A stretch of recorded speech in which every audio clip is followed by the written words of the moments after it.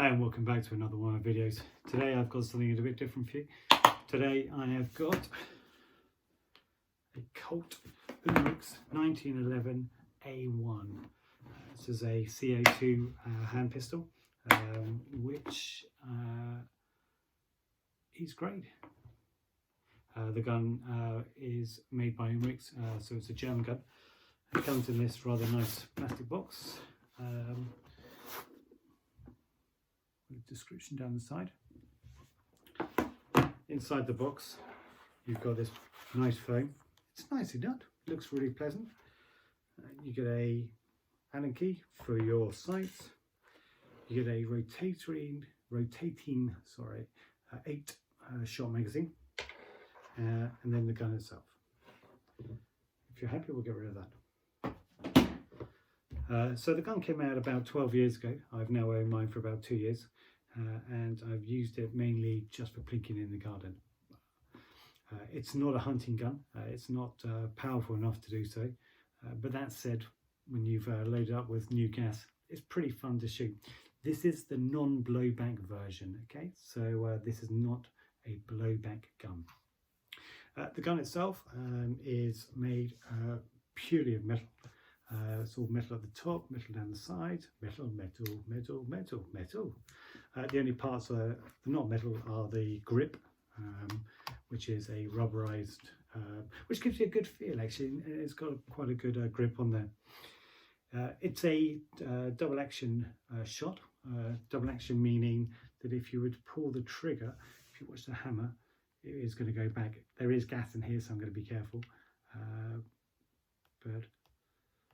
So you can see that going back, or you can put it back and then shoot from there.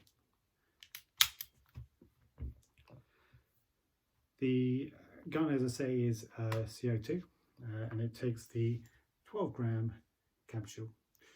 These capsules are brilliant, but I would suggest, as I say, if you put silicone oil on the top, it makes the gun firstly connect better, also puts a silicone gas in the gun and makes it work probably a bit better as well, and just makes it lubed up so you don't have to keep maintaining so much. To put the magazine in,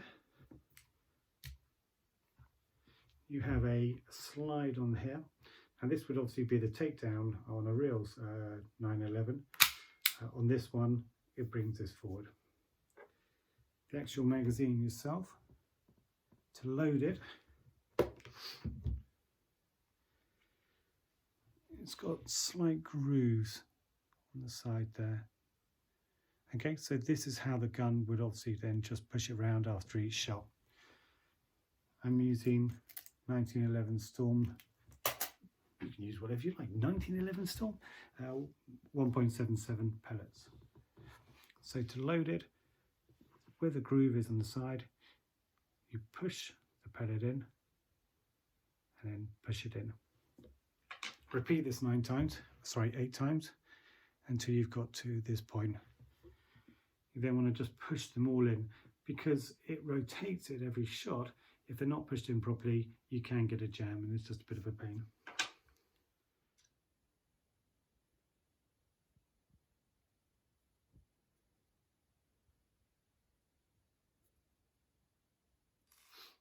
To load the magazine, again, where you've got the rotating part, you drop that into the gun and then pull closed. Simple. One mistake that people do make, and I've seen them do, is when you do it, you push it closed with your hand. I wouldn't advise this. Although this thing is not the most powerful gun, I wouldn't really want to have my hand over the edge in case it went off for some reason. It's not going to be good. So I would suggest a good thing to do, always cock it just like this. You have 2 safes on the gun. You have your firing safe, red meaning fire, and then that being your safe button. The other safe button is here, same as all 1911s. If you don't hold your grip safe when you're shooting it, it won't go off. Gun's got some nice trades, so it's got the Colt government logos down the side. I think these are just painted on, they're not etched on. but mine are still in good condition. Again, you can see from the side there. I like the fact it has got a slight bar on the side, or a slight dimple on the side here for you to be able to load on there.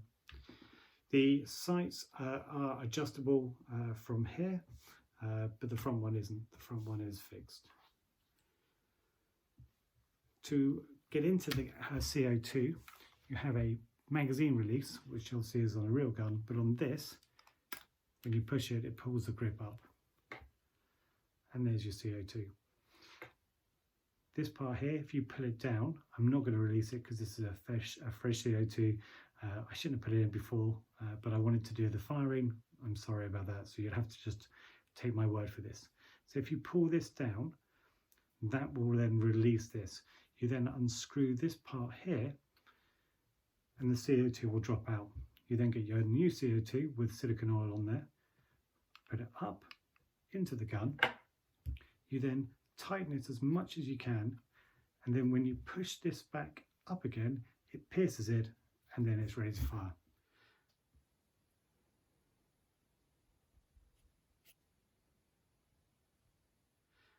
To put the handle back on again,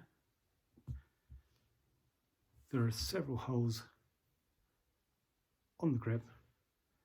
You align those and then just squeeze it on. Like so, and you're ready to shoot. Okay, let's find out how much this thing really weighs.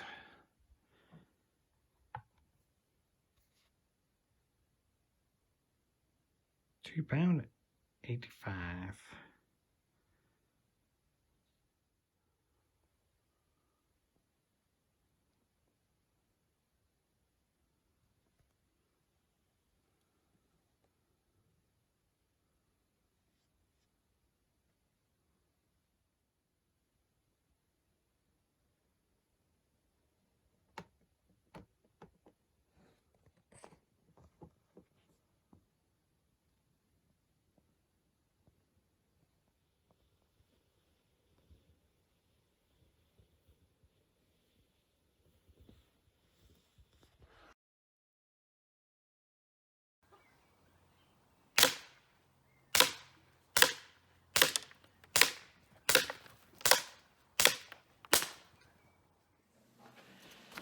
Well, you can see from here, first 3 shots were off, headshot there, and then the rest of them around the body.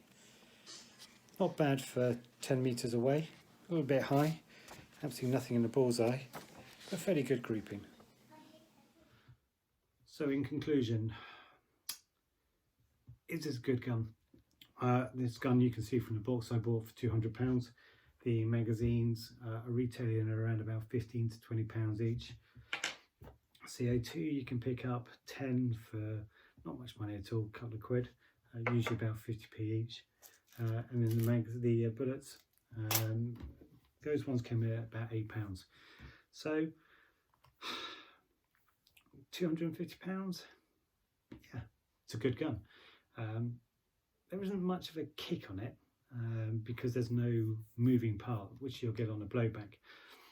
That said, perhaps you're going to get more power in something like this than you would in a blowback because you're not losing your kinetic energy through the top, sliding backwards and forward. Does it shoot well? Yeah, it shoots quite well. It's not the most accurate of guns, and it certainly isn't any good for pest control.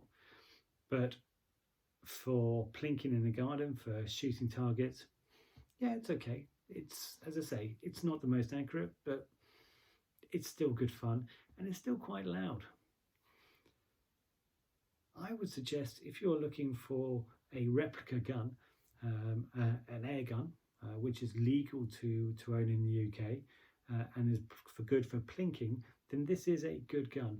If you're a fairly young person, it is very heavy. It is heavy. So there may be a reason why you can get lighter guns like your Glocks and things like that, which are more plastic. For me, I wanted something that was more authentic, and this is supposedly a close weight to the original 1911 government issue. So yeah, it's a good gun, I have to say. If you can get used to that as your cocking, not that, then yeah, I would seriously look at buying one of these. Most retailers do them. They are a little bit older, so they've probably come down in price. In fact, I think you can get these for about between 150 to 180 now. That's in time of recording.